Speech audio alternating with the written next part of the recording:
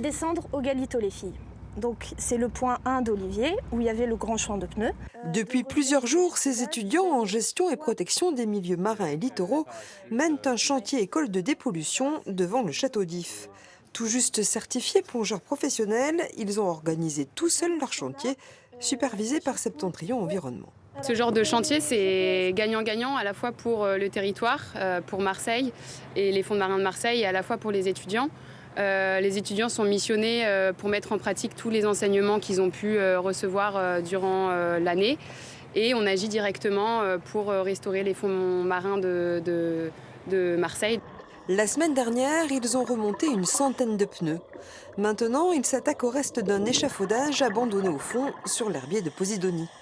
La manœuvre avec les parachutes est délicate et le travail est ingrat, mais nécessaire pour la santé de l'écosystème. Ça va bloquer aussi la croissance de la Posidonie, qui est une espèce protégée. Donc c'est super important de permettre, de ne pas l'empêcher de croître sous l'eau. Et d'enlever ces échafaudages, ça va peut-être la permettre d'aller un petit peu plus loin et de progresser et d'avoir un meilleur herbier d'ici quelques années.